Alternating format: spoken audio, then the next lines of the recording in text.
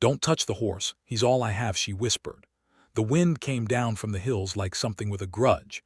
It tore through Dusthallow just after midnight, rattling every shutter, bending every lantern flame sideways, sending loose hay skittering across the frozen mud of Main Street like frightened animals. The town itself seemed to flinch. Storefronts stood dark and locked. The saloon had gone quiet an hour ago. Even the dogs had stopped barking and retreated into whatever warmth they could find. Only one light remained, a thin, gold thread bleeding from beneath the stable door at the far end of the street. Inside, Mary Calloway stood with her forehead pressed gently against the neck of a white horse. She wasn't praying exactly, but she wasn't far from it. Solomon shifted beneath her hands, his breath rising in slow, warm clouds in the freezing air. He was a magnificent animal, broad-shouldered, cream-white, with a dark streak running from his brow to his muzzle like a brushstroke of old ink. Her father had called him a king among horses. Her father had called him a lot of things, back when there had been land and a house, and a family name that meant something west of the Mississippi. That was before Hank Briggs. Mary straightened, smoothing her wool coat with both hands. She was 29 years old, sharp-jawed, dark-eyed, and possessed of a dignity that poverty had not yet managed to strip from her. It had tried. Lord knows it had tried. She had sold her mother's brooch in Santa Myra, sold her father's pocket watch in Ridge Creek. Sold everything that could be sold, one piece at a time, like a woman dismantling her own life for firewood just to stay warm one more night. But she had not sold Solomon. Solomon was the last thing that was hers, the last thing that remembered who she used to be. She heard them before she saw them, heavy boots on frozen ground, the casual, unhurried stride of men who are certain nobody will stop them. The stable door swung open without a knock, and 3 figures filled the frame, shoulders wide, hats pulled low. The one in the center, big, with a jaw like a shovel blade, held a rope coil in one hand and smiled with the particular patience of a man who enjoyed his work. "Evening, Miss Calloway," he said. "Mr. Briggs sends his regards." Mary stepped in front of Solomon without thinking. The horse pressed forward against her back as if to cover her instead, and she reached behind to touch his nose. Stay, without breaking eye contact with the man. "You are not taking this horse," she said. Her voice did not shake, she was proud of that. "Now see, that's where you're wrong." The big man took one slow step forward. "Mr. Briggs says you owe, says the debt's been patient long enough, says the horse will do just fine as payment." He tilted his head. "You can take it up with him personally if you'd like. He'd be happy to discuss it." "The debt is fabricated," Mary said. "Every document Briggs filed is forged. I have the original deed, I have." "Ma'am," he cut her off gently, as if she were a child explaining a dream. "Nobody here cares about documents." The other 2 men laughed low and stepped inside, spreading apart. Solomon snorted and stamped once. Mary's hand tightened on nothing. She had no weapon, no ally, no plan. Just herself and a horse and the cold truth that no one in this town would open a door to help her tonight. And then the shadows shifted.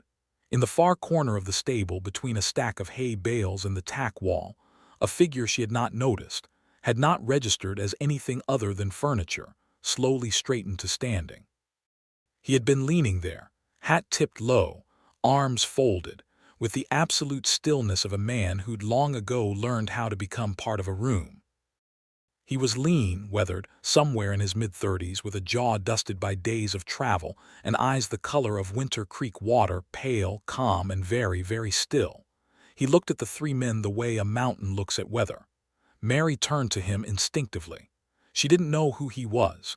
She didn't know his name. She knew only that he was her only option, and that the option might be worse than the problem. But Solomon pressed warm against her back, and the men were moving closer. And so she whispered, barely a breath, barely a word, just sound shaped by desperation into something that almost resembled a plea. "Don't touch the horse, he's all I have."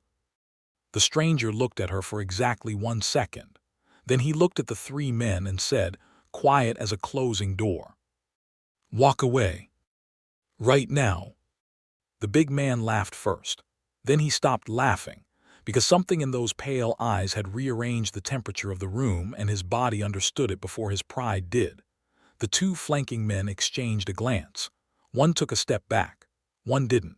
What followed was brief, efficient, and completely without drama. No gunshot, no bloodshed, just a very fast sequence of movements that ended with three men outside in the cold and a stable door shut firmly behind them. The stranger straightened his coat. Mary stared at him. "Who are you?" she demanded. He picked up his hat from the hay, settled it on his head, and leaned back against the wall. He said nothing. She called him Gunman, sharp like a door slamming. He accepted it quiet, like a door that didn't need to slam. Then something fell from his coat pocket and landed face up in the hay at her feet. A folded paper, old, water-stained, beginning to curl at the edges. She picked it up before he could move. A wanted poster, a name she couldn't quite read, a face the rain had half erased. She folded it slowly and pressed it into her coat pocket. She said nothing. He said nothing. Outside, the wind kept its grudge against the walls of Dusthallow. Inside, Solomon exhaled a long, warm breath that fogged the frozen air between them. Mary sat down on a hay bale, back straight, hands folded, watching the stranger settle himself directly across the stable door like a man who'd appointed himself a wall. She did not thank him. He did not ask her to. But when morning came and pale gold light crept under the stable door, Solomon was still there. So was the gunman. And so quietly, without either of them deciding it, was something else, something neither named, neither claimed, and neither for the life of them could explain away. Mary touched Solomon's nose, exhaled slowly. Worst mistake of her life, she told herself. The gunman stared at the door and said nothing. Solomon, for his part, seemed entirely unbothered. She told him about Crestford over a breakfast she couldn't afford. 2 hard biscuits and black coffee at the edge of the stable, sitting on opposite sides of a crate like strangers sharing a bench on a train neither of them had chosen. Mary spoke precisely, without sentiment, the courthouse, the deed, the 3-day ride, the deadline. She laid the facts out like evidence, not like a woman asking for help, because she was not asking for help. She was simply stating circumstances. The gunman listened without interrupting. When she finished, he stood up, collected his saddlebag from the hay, and walked to where his brown mare stood beside Solomon. "I'll ride to Crestford," he said. Mary blinked. "I didn't invite you." "No," he agreed, and began saddling the mare. She wanted to argue. She constructed the argument clearly in her mind, sharp, reasonable, final. She opened her mouth. Solomon turned his great white head and looked at her with one dark, patient eye. She closed her mouth. They rode out before the town woke up. The first day was friction and silence in equal measure. Mary rode with her spine straight and her chin forward, the way her mother had taught her a Calloway sits like the land itself, like something that cannot be moved. The gunman rode loose and easy, slightly behind her left shoulder, watching the ridgelines in a way that might have looked casual to someone who hadn't yet noticed that his eyes never actually stopped moving. She noticed. She noticed other things too, against her will. The way he slowed instinctively when Solomon's gait shifted on loose rock, reading the horse's mood before she did. The way he rationed water without being told they'd need to. The way he spoke once quietly to Solomon when they stopped at midday. Nothing she could hear, just low murmuring and the horse's ears swiveling forward like a man leaning in to catch the punchline. "You talk to horses," she said, not quite a question. "They listen better than most people," he said. Mary looked away before she could agree with him. The second day, Briggs' men found them in the canyon. 4 riders, coming fast out of a split in the red rock walls, positioned, deliberate, the kind of interception that had been planned over a map rather than improvised in the moment. Briggs had known the route, which meant someone in Dusthallow had talked, and they had approximately 30 seconds before the canyon mouth closed behind them like a fist. "Hold Solomon's rein and follow exactly," the gunman said, already turning his mare. "I don't take orders." Mary. Her own name, the first time he'd used it, cut through everything. She followed. What came next was 3 minutes of controlled chaos, hooves on stone, red dust boiling up in walls around them, Solomon surging forward with everything he had. The gunman navigated without hesitation, cutting left through a narrow passage she would never have seen, then right along a ledge barely wide enough to breathe on, then sharply down through a dry creek bed that opened unexpectedly into a wide, sheltered basin ringed by high rock. The riders didn't follow. The passage was too narrow. They hadn't known it existed. The gunman knew it existed. She filed that away in silence, breathing hard, one hand pressed flat against Solomon's heaving neck. The trail washed out 2 hours before sunset. A collapsed ridge, recent, impassable, another half-day lost. They made camp in the canyon basin as stars punched through the darkening sky one by one, and Mary built the fire because she needed something to do with her hands, and the gunman gathered dry brush in silence because he seemed to understand that. She waited until the fire was steady. Then she reached into her coat pocket. She set the wanted poster on the crate between them, smoothed flat, face up. He looked at it. He didn't reach for it. "Talk," she said, simply, evenly, "or I ride to Crestford alone at first light." A long silence. The fire popped once. Somewhere above the canyon rim, a night bird called and went quiet. "My name is Eli Cole," he said. The name settled between them like something that had been waiting to land. "That poster is real," he continued. 5 years ago, a payroll shipment went missing outside of Ridge Creek. 2 men were killed. I was named as the man who took it." He looked at the fire. "I didn't take it. I was framed by the man who did." Mary kept her expression still. "And that man?" It wasn't a question. She already knew. She could feel the answer before it arrived, the way you feel weather before it breaks. "Hank Briggs," Eli said. The fire breathed between them. "He destroyed you," she said slowly. "And then he came for me." "Different methods," Eli said. "Same man. Same reason. He takes what he wants and buries anyone who has paperwork that proves it." Mary was quiet for a long moment. Then, "Show me something real, something I can believe." He reached into his shirt and removed a small brass locket, worn smooth at the edges from years of handling. He opened it and held it toward the firelight. Inside, pressed against tarnished metal, was an inscription, a judge's seal, a date, a name, her father's name. The same seal pressed into the corner of her original land deed. The world rearranged itself quietly around her, the way it does when something you suspected becomes something you know. "Eli," she said. His name. Just his name. But the way she said it was different from any word she had spoken in 3 days. Not a label, not a weapon, not a wall. Something open, something careful. He looked at her. Not to guard her, not to watch the ridgeline above her head. Just at her. The way you look at something you've been afraid to look at directly. Neither of them spoke again for a long time.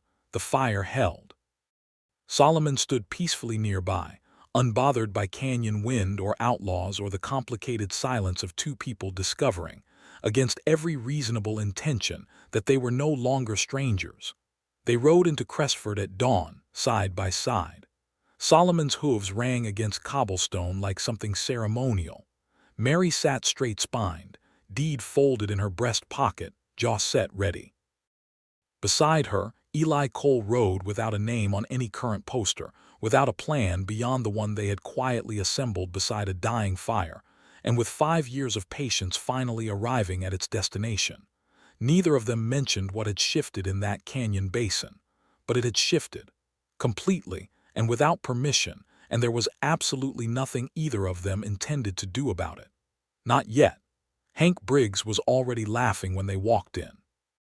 He sat beside his lawyer at the front of the Crestford courthouse like a man attending his own celebration, broad, expensive, comfortable in the way that only men who have never faced consequences manage to be.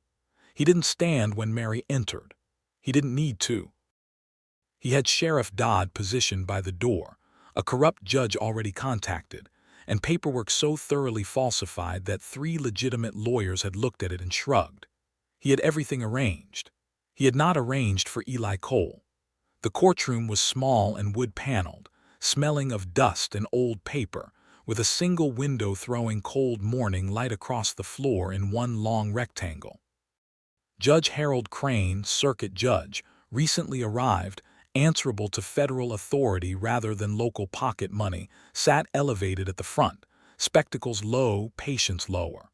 Mary approached and laid her documents on the table without ceremony. Briggs' lawyer rose immediately, smooth and practiced. He attacked her credibility the way such men always do, with politeness sharpened into a blade.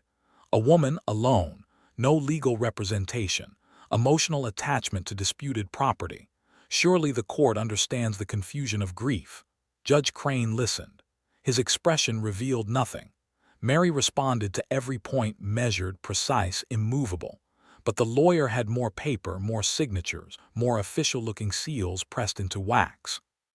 The kind of documentation that buries truth under the sheer weight of its own presentation. Briggs smiled wider with every exchange. Then Eli stepped forward. He placed a leather satchel on the table and opened it with the unhurried confidence of a man who has waited 5 years for exactly this moment and intends to spend every second of it correctly. Inside, 3 signed testimonies from witnesses to the original Ridge Creek framing. A letter, written in a dying man's shaking hand, confessing his paid role in the conspiracy. Briggs' own correspondence, intercepted over years of patient tracking, ordering the destruction of land records, the fabrication of debt documents, and the elimination of anyone who questioned the paperwork. And at the very bottom, a federal marshal's sealed endorsement, arranged quietly through a retired contact in Dusthallow. Old Pete, the stable keeper, who had recognized Eli the moment he'd seen him, who had trusted without explanation that the man sleeping across a stable door for a woman he'd just met was probably on the right side of something. Judge Crane read in silence. The courtroom held its breath. Briggs stopped smiling somewhere around the 3rd document. By the 5th, he was leaning toward his lawyer with sharp, urgent whispers. By the 7th, his lawyer had stopped responding. "This is fabricated," Briggs said aloud, standing. "That man is a wanted criminal, nothing he presents." "Mr. Briggs," Judge Crane said without looking up, "sit down." Briggs didn't sit. He reached instead a desperate, cornered motion toward his coat. The courtroom lurched. Eli was faster, not with a gun. With his hand, one clean movement, a grip like an iron bracket closing, and Briggs' wrist stopped moving entirely. No shot fired. No dramatic speech. Just physics and 5 years of patience applied precisely where they were needed. The federal marshal, who had been standing at the back of the room the entire time, walked forward and took Briggs by the collar with the bored efficiency of a man completing paperwork. Sheriff Dodd, by the door, looked at the room, looked at his options, and sat down heavily in the nearest chair like a man whose legs had simply decided to stop participating. Judge Crane set down his spectacles. "The deed is restored to Miss Mary Calloway, effective immediately. The claims filed against her estate are hereby dismissed as fraudulent." He looked at Eli over the rims of his glasses. "And the warrant issued against one Eli Cole is formally vacated. You are a free man, Mr. Cole." "Free?" The word landed in Eli's chest like something that had been knocking at the door for 5 years and finally heard the latch turn. He walked out of the courthouse into full morning sunlight. Mary was already outside, standing beside Solomon, one hand resting on the horse's neck. The deed was folded in her coat. Her eyes were bright in a way she clearly hadn't given them permission to be. She extended her hand, straight, formal, the gesture of a woman who had been raised to meet every moment with composure. "Eli Cole," she said, "it's a pleasure to finally meet you properly." He looked at the hand, then at her face. Then he shook it once and almost smiled. Almost. What followed was not dramatic. That was the part neither of them had expected, how ordinary it became, and how that ordinariness turned out to be the most extraordinary thing of all. Eli stayed to help restore the estate, not because anyone asked, not because there was nowhere else to go, but because every morning he saddled Solomon for the day's work and every evening he unsaddled him, and somewhere between those 2 things the hours filled themselves with something he hadn't felt in a very long time. Purpose. Company. The specific warmth of being somewhere you are not merely tolerated. Mary stopped pretending she wanted him to leave sometime around the 2nd week, when he fixed the eastern fence without being asked, and she brought him coffee without being asked, and they stood in the cold field together drinking it and watching Solomon graze in the pale afternoon light, and neither of them felt the need to fill the silence. Spring came slowly, the way it does in high country, tentative, then sudden, then everywhere at once. One evening, sitting on the porch steps as the sky went gold and rose above her father's land, Mary asked him why he'd stayed. He was quiet for a moment. Then, "You whispered to me in the dark," he said, "and I figured if a woman talks to shadows, maybe the shadow ought to listen." She laughed, not a polite laugh. Not a composed, controlled, noble lady laugh. A real one, sudden and bright and slightly undignified, and it startled a bird from the fence post nearby and made Solomon throw his head up in cheerful alarm. Eli watched her laugh and looked quietly devastated by it in the best possible way. He reached into his shirt pocket and removed the brass locket, worn smooth, familiar, his longest companion through 5 years of hard road. He opened it and held it toward her. Inside, the old inscription had been replaced. Freshly engraved, the letters still sharp and clean. "She had a horse, I had nothing. Now we have everything." Mary read it once. "Read it again." "Yes," she said. Before he finished the sentence he hadn't even started yet, he looked at her. "I haven't asked anything." "Eli?" She closed his hand around the locket. "Yes." Solomon, standing nearby, exhaled a long and deeply satisfied breath. They were married on a Thursday in early April, in the field behind the restored estate, with old Pete as witness, and Solomon standing just inside the fence line as if he understood precisely what was happening and approved of the timeline. The land was green. The sky was enormous. The woman who had once stood alone in a freezing stable with nothing but a white horse and an unbreakable spine stood now beside a man who had been nobody, nameless, hunted, invisible, and had become, quietly and without announcement, everything. She kept the wanted poster, framed it, hung it in the hallway of the restored house where it caught morning light every day. Not as a wound. As a beginning. As the precise moment when everything terrible had quietly, impossibly, started becoming this. On the morning after the wedding, Eli saddled Solomon as he always did, habit, ritual, the ordinary ceremony of a new day. Mary came out in her coat with 2 cups of coffee, and they rode out together across the land, Solomon moving beneath them with the easy, unhurried confidence of a king among horses who has always known exactly how this story would end. The wind came down from the hills, but gently this time, without a grudge, like something that had finally forgiven itself. They should have listened that cold night in Dusthallow not just to the whisper, but to what it meant, that even in the darkest frontier, love finds the ones worth saving,